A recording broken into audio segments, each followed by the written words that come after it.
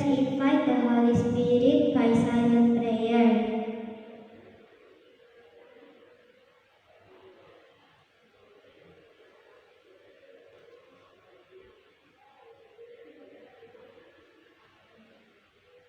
Amen.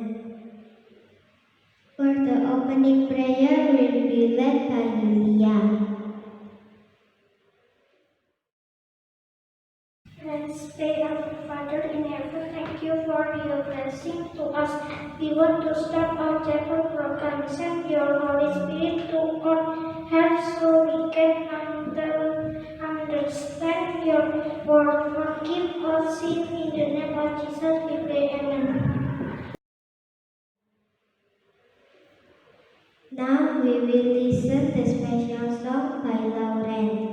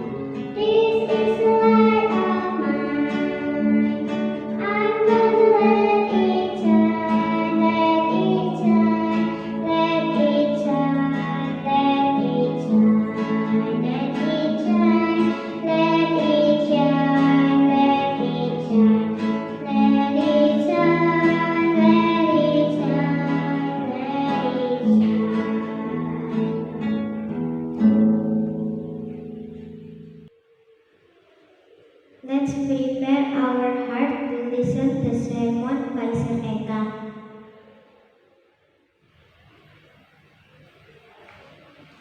Shalom, selamat pagi anak-anak sekalian. Gimana kabar kalian hari ini?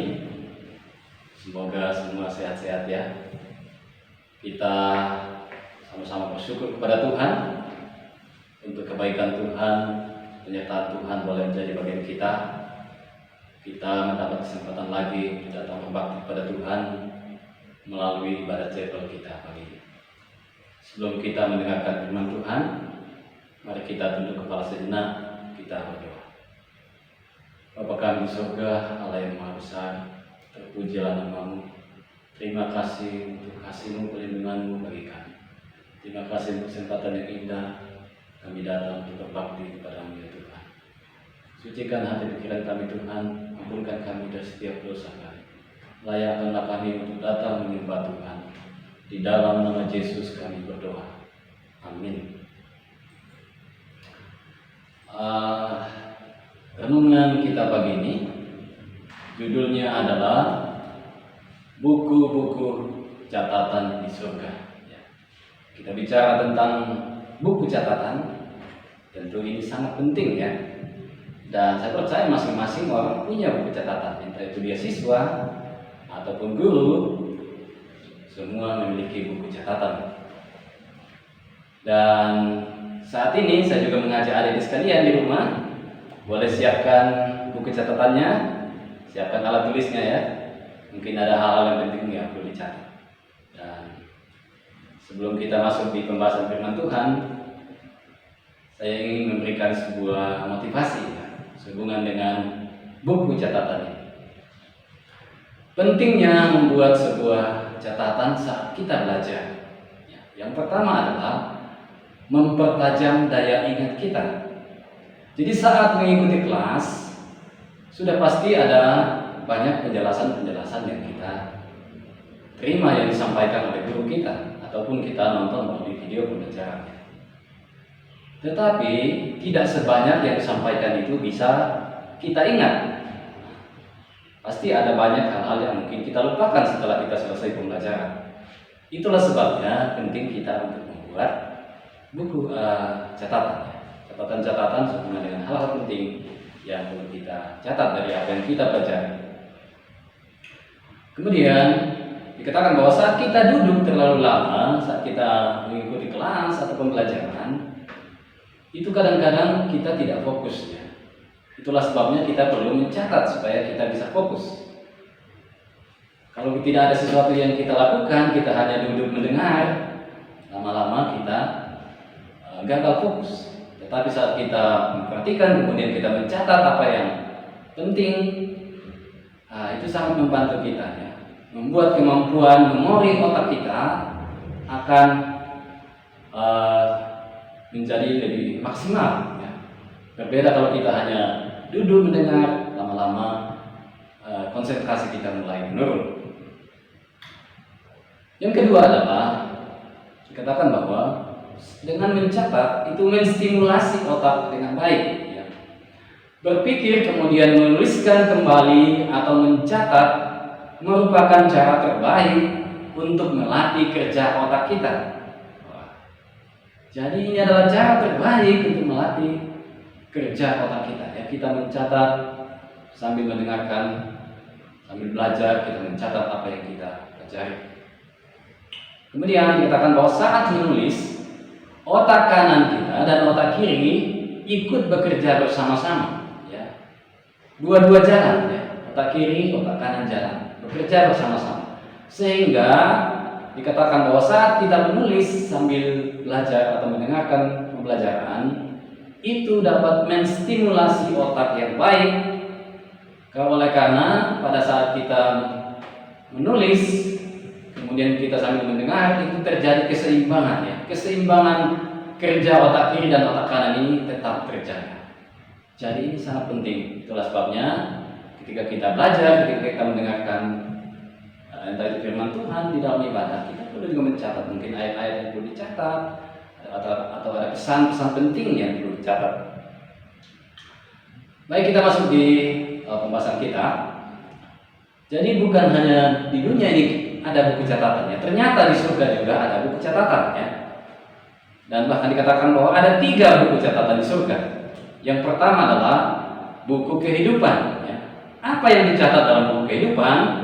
Nama-nama orang percaya, orang yang sudah pernah memasuki pelayanan Allah. Itu dicatat dalam Lukas 10 ayat 20. Jadi kita semua yang sudah percaya kepada Tuhan, menerima Dia sebagai juru selamat kita, nama kita dicatat di dalam buku kehidupan di surga ya. Kemudian orang-orang yang setia dicatat dalam Filipi 4 ayat 3. Itu namanya dicatat dalam buku kehidupan di surga. Kemudian ada buku yang kedua yang disebut dengan buku peringatan. Apa yang dicatat dalam buku peringatan? Itu perbuatan-perbuatan baik kita.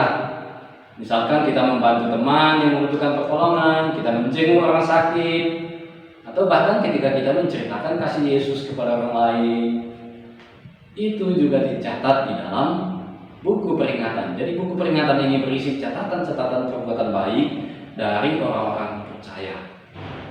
Dan yang buku yang ketiga adalah buku catatan dosa-dosa manusia. Jadi setiap dosa yang kita lakukan itu juga dicatat di dalam buku catatan dosa.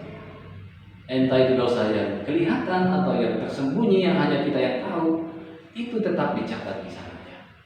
Jadi mungkin saja bisa kita melakukan hal yang salah, orang tua kita tidak tahu, tetapi itu dicatat oleh malaikat di surga di dalam buku catatan dosa. Itulah sebabnya penting saat kita merasa kita sudah melakukan dosa, apa yang harus dilakukan?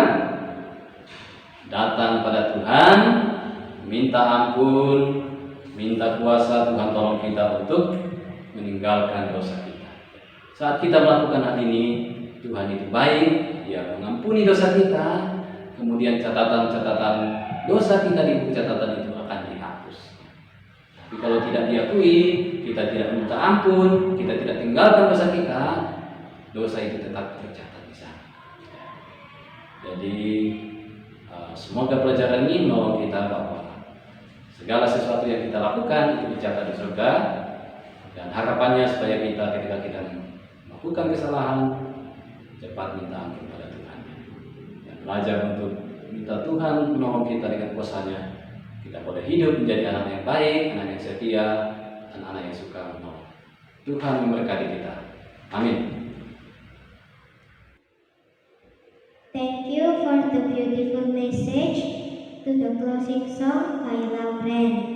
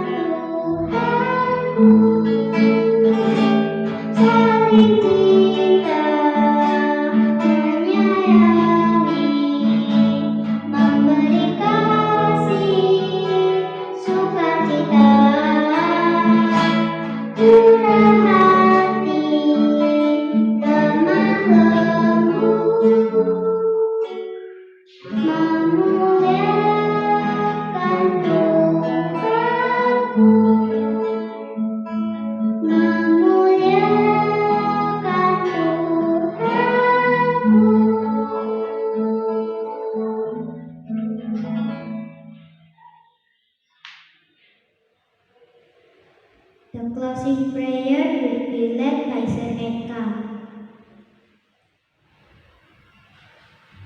Kita satu dalam doa. Bapa kami di surga, kembali kami datang padamu, menaikkan pujian dan syukur kami. Terima kasih atas kebersamaan Tuhan di ibadat chapel kami pagi ini. Terima kasih untuk firman-Mu yang boleh menjadi bagian kami. Tolonglah kami untuk hidup sesuai dengan kehendak Tuhan, melakukan hal-hal yang benar, hal-hal yang baik, dan ketika kami menyadari kami telah melakukan dosa, ajarlah kami untuk selalu datang kepada Tuhan, meminta pengampunan kepada Tuhan, menolong kami untuk meninggalkan dosa-dosa kami. Berkati seluruh peserta didik yang ada Tuhan, berikan mereka kekuasaan kesehatan, berikan hikmah al-budi, sanggupkan mereka untuk bisa belajar dengan baik.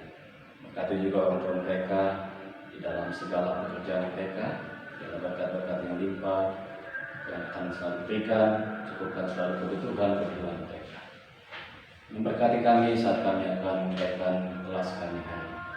Kami serahkan seluruh hidup kami, kegiatan kami dalam tangan kasih Tuhan. Di dalam nama Yesus kami berdoa. Amin. This chapel program is over. God bless us and have a nice day.